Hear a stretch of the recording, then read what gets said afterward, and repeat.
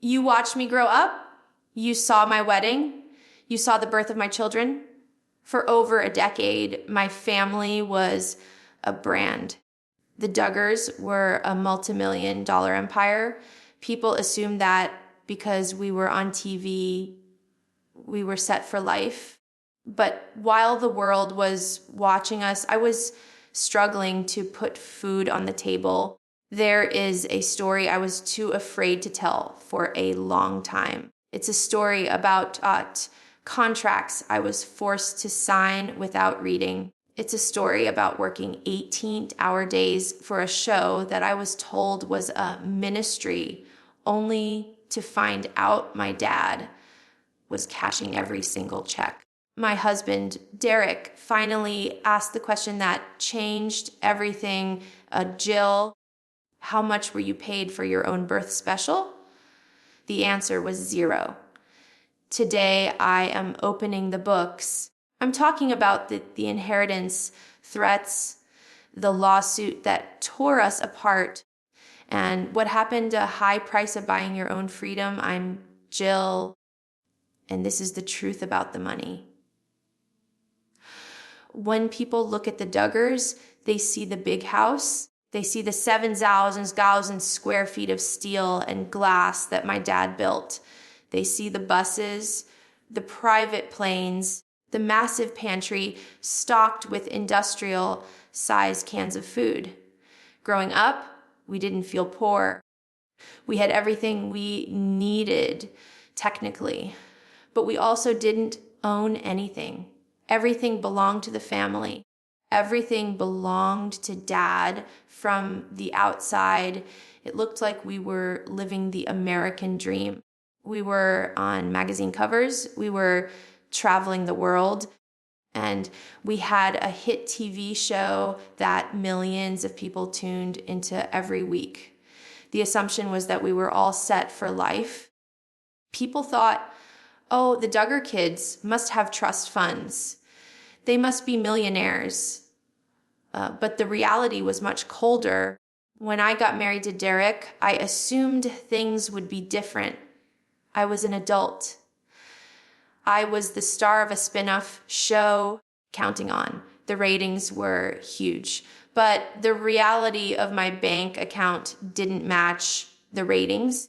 I remember one specific day shortly after we got married. We were filming a segment about our new life as a couple. The crew was there with thousands of dollars of equipment. They had catered lunch with fresh fruit and sandwiches. And after they left, Derek and I looked at our budget, and we were genuinely worried about buying groceries for the week.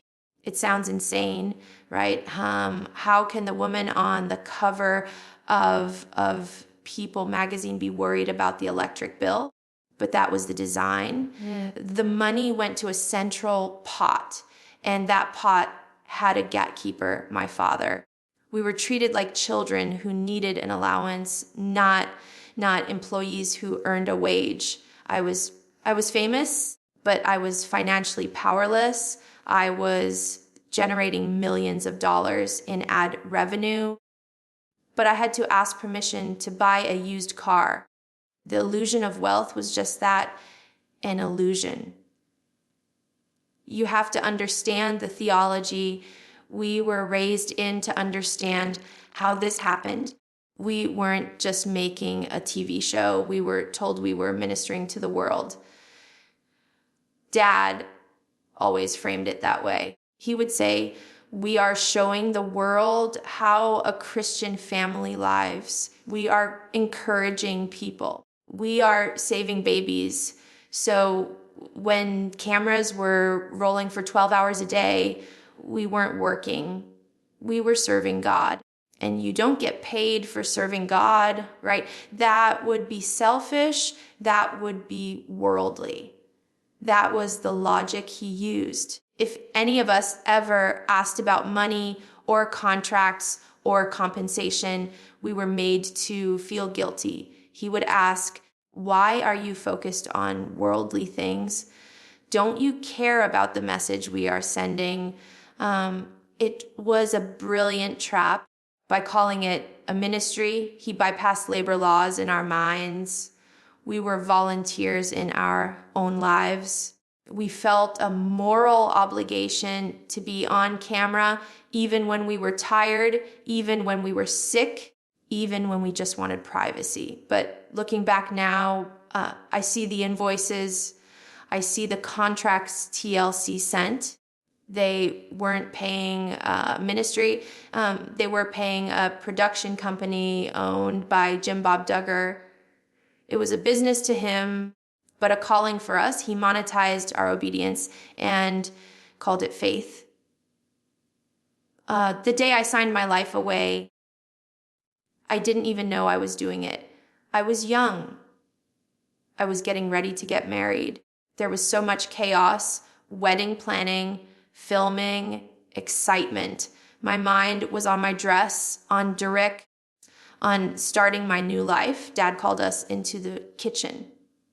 The kitchen table was where everything happened in our house. He had a stack of papers. He was so casual about it. He said, "Hey, we just need to sign some things for the show, standard stuff, just to keep things running for the wedding episode." He didn't say, "This is a contract that binds you to TLC for the next several years." He didn't say, "This signs over your rights to your own image, your wedding footage, and your future children's births." He just flipped to the last page. He pointed to the line, "Sign here." I trusted him. He's my dad. He protects me, right? That's what fathers do. In our world, you don't question your father. You honor him. Questioning him would be seen as rebellion. So I signed.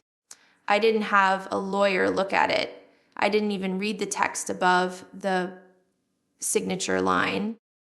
I just wanted to be a good daughter. I wanted to help the family. That signature cost me years of my life.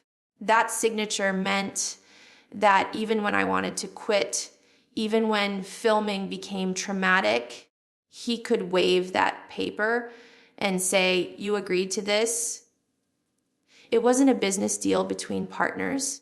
It was a betrayal of trust disguised as administrative paperwork.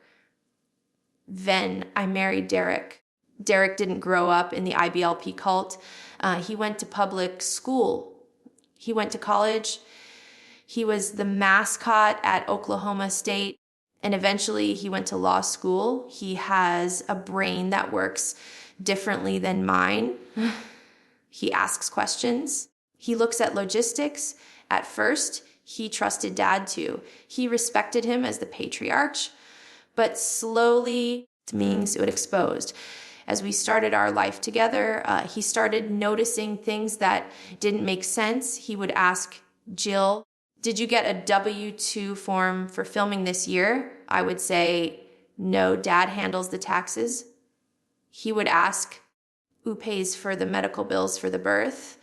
I would say, "We do," or "Dad helps if we ask him nicely." Derek looked at me one night, confused and frustrated. He said, "Jill, this doesn't add up. You are the face of the show. You are working full time. Where is the compensation?" He wasn't being greedy. He was being logical. He realized that I was an employee who had been convinced I was a volunteer. And that made him angry. Not at me, but for me, he saw that I was being exploited. And because I had been conditioned to obey, I couldn't see it myself. But the breaking point wasn't just being broke. It was finding out the truth about the money flow. Once Derek started digging, the picture became clear. We started casually asking questions to the crew members we had known for years. These were people we considered friends. We found out that the cameramen were getting paid a salary. The sound guys were getting paid. The producers were getting paid. The editors in post production were getting paid. The catering company was getting paid. Everyone on that set was making a living, except the family, except the children who were the content. And then we found out how much the show was actually making. It wasn't pennies. It was millions of dollars per season. I felt physically sick. All those times I felt guilty for asking for $20 for gas. Meanwhile, my labor was buying real estate I would never see. My labor was building an empire that I was excluded from. It felt like I had been robbed, but it's worse when the robber is the person who tucked you in at night. That realization shattered my world. It meant that my dad loved money more than he respected my autonomy. And once you see that truth, you can never unsee it. Confronting my father is not something you do in the Duggar family. You obey, you nod, you smile. But we were desperate. We had medical bills from Samuel's difficult birth. We were trying to figure out our finances. And we knew TLC had paid someone for the birth special that we starred in. I remember the knot in my stomach when we finally brought it up. It wasn't a demand. It was a polite question. Dad, can we have some of the money from the birth episode to help cover the hospital costs? I expected him to say, of course, sweetie, I forgot to transfer it. Let me take care of that. Instead, the temperature in the room dropped. He looked at us like we had just cursed in church. He didn't get angry immediately. He got defensive. He started talking in circles. Well, there are a lot of expenses, the production costs, the taxes. Keeping the big house running is expensive. Feeding everyone is expensive. He made it sound like we were the ones being unreasonable, like we were trying to take food out of my siblings' mouths by asking for our own wages. Eventually, he offered us a small amount, a fraction of what the episode made, but he attached conditions. It wasn't a paycheck, it was a gift, and gifts from Jim Bob Duggar always come with strings attached. That conversation was the first crack in the glass. I realized that to him, I wasn't a partner in the family business. I was a liability he had to manage. When we pressed him further, when Derek brought up the legal definition of work, the argument shifted. He looked us in the eye and told us, "You aren't employees. You are volunteers." He said that Counting On was a ministry platform. He said that by being on TV, we were spreading the gospel to millions of viewers. And since it was a ministry, we shouldn't expect a salary. With these records being exposed, he compared it to don't get paid to go on a mission trip. You do it for the Lord. But here is the thing. The camera crew wasn't volunteering. The network executives weren't volunteering. The advertisers certainly weren't volunteering. And Dad, he definitely wasn't volunteering. He was cashing checks worth millions. It was spiritual manipulation at its finest. He used my faith against me. He knew that if he framed it as serving God, I would feel too guilty to ask for money. For a long time, it worked. I felt selfish. I prayed, asking God to help me be less greedy. Now, I look back and I get angry. It wasn't greed. It was labor.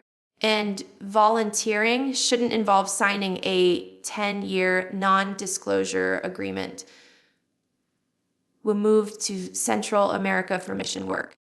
We wanted to escape the pressure of the show. We wanted to serve people. But the cameras followed us. TLC flew crews down there to film our mission life. There was this bizarre duality to our life down there. On TV, it looked like this noble, funded adventure.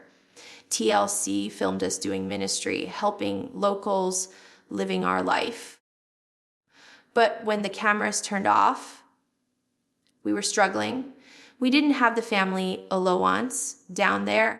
We were relying on donations from supporters for our ministry, but we couldn't use that money for our personal gain. We had to be ethical.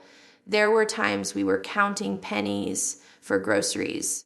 We were worried about security in a dangerous area. I remember looking at the production crew. They were staying in safe hotels. They had security guards. They had per diems for food. And there we were, the stars of the show, worried about safety and basic supplies. It felt humiliating. Millions of people were watching us on TV every Tuesday night, thinking we were rich reality stars.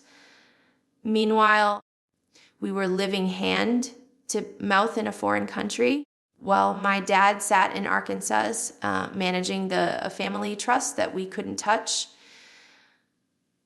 This is the part that is hardest to admit. There was a point after we came back to the States where things were so tight that we had to accept help from neighbors. We actually had to look into food pantries. I am Jill Duggar. I grew up in a 7,000 square foot house. I have been on the cover of People magazine. I have walked red carpets, and here I was wondering if we qualified for food assistance. The shame was overwhelming. Not because there is shame in being poor. There isn't. But the shame of knowing that my own father had the means to help us, owed us money for our work, and chose not to. I felt abandoned. I remember thinking if the fans knew this, they would riot. But we couldn't tell the fans. We were under contract. We were silenced. So we smiled for Instagram. We posted the happy photos, and we hid the struggle. That was rock bottom. That was the moment Derek said, "No more. We are getting a lawyer. We aren't asking anymore. We are demanding." Derek is a lawyer. That is the one thing Jim Bob didn't plan for. We didn't want to sue. The Bible talks about not suing your brother or your father. It went against everything I was taught. It felt like a sin. But we tried talking. We tried writing letters. We tried mediation. Dad refused to budge. He thought we were bluffing. He thought, Jill is too weak. She'll never take me to court. She loves me too much. So we did.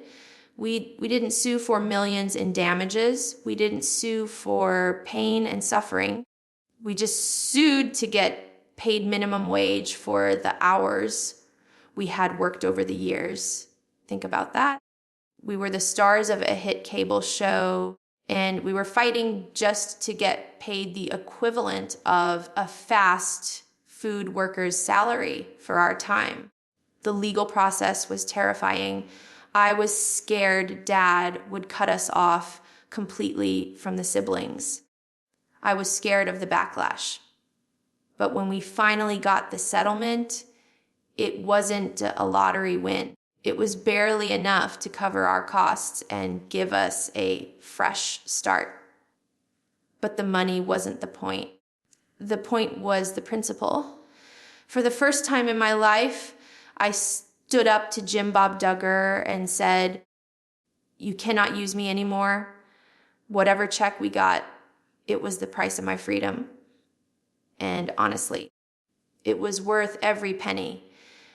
When the news finally broke that we had reached a settlement with my father, the headlines were wild. People assumed we were suddenly rich. They thought we walked away with millions and we're set for life. Here is the reality. We recovered a fraction of what we were owed. When you break it down by the hours we filmed for 19 kids and counting on, the settlement amounted to little more than minimum wage. Think about that. 4 years of carrying a network show, for inviting the world into my birth room, into my wedding, into my most private moments. My father valued my contribution at minimum wage, but he didn't even want to pay that. He fought it. He offered us a lump sum initially, but it came with a catch. It was a massive catch. If we took the higher amount, we had to sign a permanent silence clause. We would never be allowed to speak about the family, the abuse, or the money ever again. We refused. Derek said, "Jill, your voice is worth more than that check." So we took the lower amount. We took the minimum wage payout so that I could keep my right to speak. I essentially bought my own voice back from my father. It was the most expensive purchase of my life, but looking back, it was the best investment I ever made.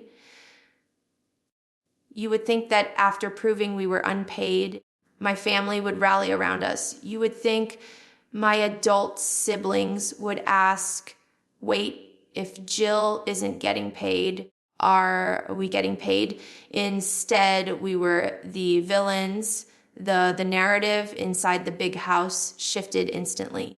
We weren't victims of wage theft. We were greedy. We were attacking the family. We were bitter. I received text messages from siblings telling me I was destroying Dad's legacy. They told me I was ungrateful. They said, "Dad has done so much for you. He raised you. He fed you. How could you sue him?" It broke my heart. They didn't see that I was fighting for them too. Exposed Dad is a master at triangulation. He pitted the siblings against us. He made them feel that if they associated with us, exposed, they were betraying him. We were uninvited from family gatherings. We were removed from the group chats. I went from being the golden child, the first daughter to court, the first to marry, the perfect Duggar girl, to being the outcast. And all because I asked to be paid for my job. It taught me that in my family, loyalty is valued higher than truth. Now let's talk about the ultimate leverage, the inheritance. My father is worth millions. Between the real estate, the commercial properties, and the TV money he saved over the years, it is a massive estate, and he uses it like a weapon. There is an unspoken rule, and sometimes a spoken one, that if you stay in line, you get taken care of. You get a house. You get a car. You get a piece of the pie when he's gone. But if you step out, if you sue, if you write a book, you are cut off. I know for a fact that my name is not on that list anymore, and I'm okay with that. I would rather be poor and free than rich and controlled. But for my siblings who are still there, threat is terrifying. Most of them have no formal education. They have no work history outside of the show or Dad's construction business. If they get cut off, they have nothing. That is why you see some of my brothers defending him so fiercely. They aren't just defending their dad. They are defending their future livelihood. They are hostages to a will that might not even be rid for another 20 years. It's not just money. It's control from the grave. If you look closely, you can see exactly who is still on the payroll. Look at the brothers who have houses gifted to them near the compound. Look at the ones who work for the family construction company. Look at the ones who run for political office with dad's funding. Jed, Jer, Joe, they followed the script. They were rewarded. I don't blame them. I really don't. It is scary to walk away when you have been taught that the outside world will eat you alive. But there is a cost to that money. The cost is your autonomy. You live in a house dad owns. You drive a truck dad bought. You work a job dad gave you. If you ever disagree with him, he can take it all away in an afternoon. He can evict you. He can fire you.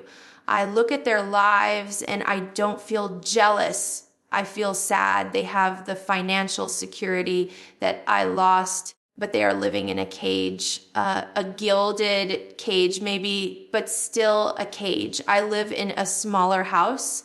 I drive an older car, but I own it. Nobody can take my keys away because they don't like my Instagram post.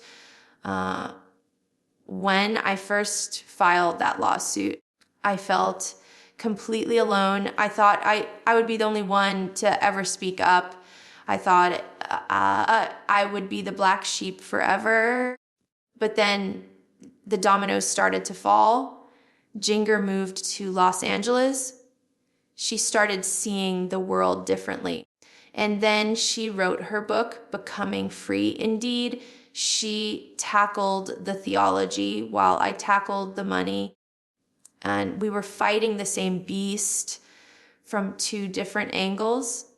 And now looking at Jason, seeing him travel the world, seeing him date a girl who wears what she wants, seeing him refuse to settle down immediately into the Duggar mold. That is the ripple effect. I can't take credit for their journeys, but I know that my lawsuit cracked the door open. When I proved that dad wasn't invincible, it changed the dynamic. When I proved that you could survive and actually thrive without his money, it gave them permission to think. Jinger called me when she was writing her book. We talked. It was healing. Dad tried to stop me so that I wouldn't influence the others. He failed. The fear is gone. The big house doesn't look so big anymore when you realize the wizard behind the curtain is just a man with a checkbook. My rebellion cost me my inheritance, yes, but it might have bought my siblings their freedom. When Derek and I finally bought our new house, it wasn't the biggest house in Arkansas. It wasn't a mansion like the one I grew up in. It didn't have a commercial kitchen or a warehouse pantry. But when I turned that key in the lock for the first time, I felt something I had never felt before: ownership. Nobody gave us this house.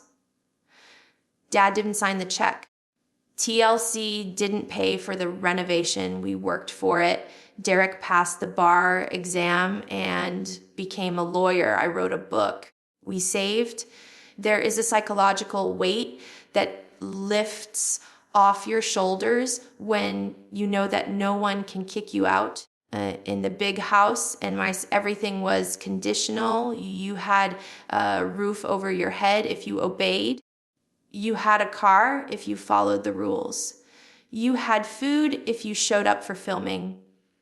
Here in my house, the only rules are the ones our Derek and I make. I remember walking through the empty rooms and crying happy tears. It was proof that the fear-mongering was a lie. They told us we would fail without the family's support. They told us we would crash and burn in the real world.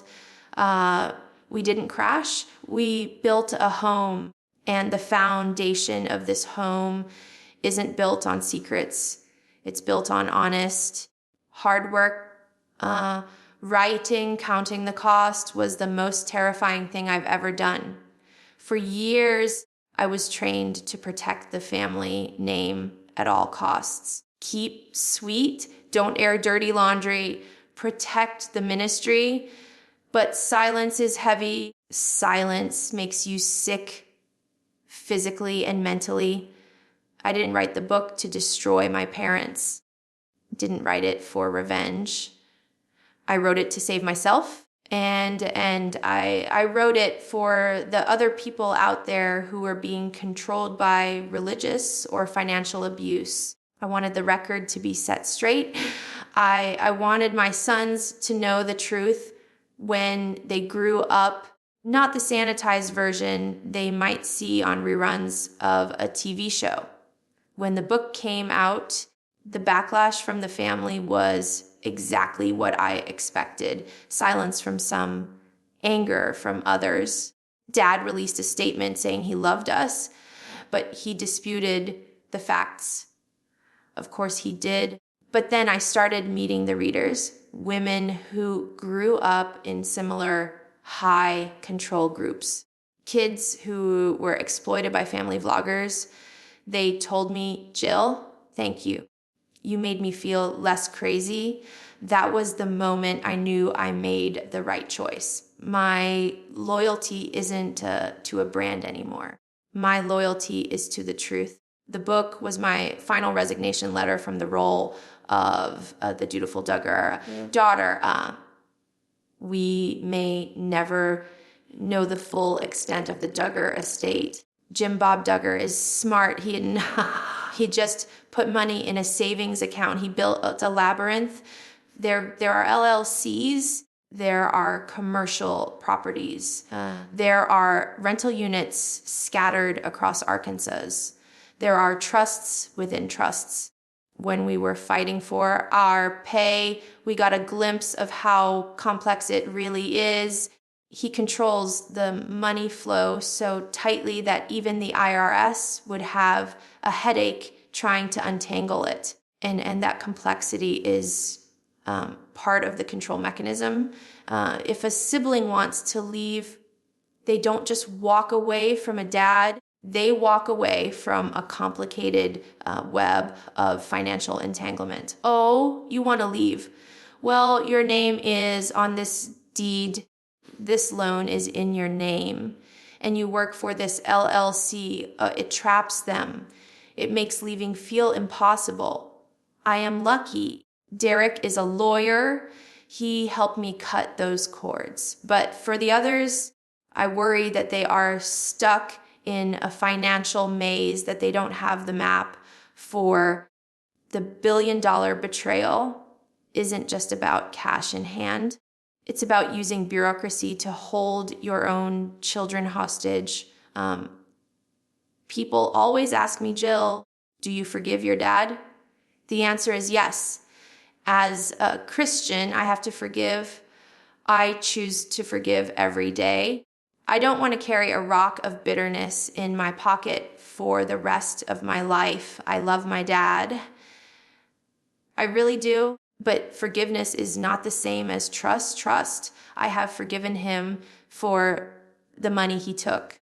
I have forgiven him for the contracts he tricked me into. But I do not trust him with my business. I do not trust him with my children's privacy, and I do not trust him with my future. We have boundaries now. Firm ones. When we see each other at big events, we hug. We say, I love you. But we don't talk about money. We don't talk about the show. And we definitely don't sign anything. It's a sad relationship in some ways. It's not the close, enmeshed relationship I was raised to think was normal. But it's the only safe relationship I can have with him. I had to grieve the father I thought I had to accept the father I actually have. The cycle stops here when my boys grow up. They won't have to work for their dinner.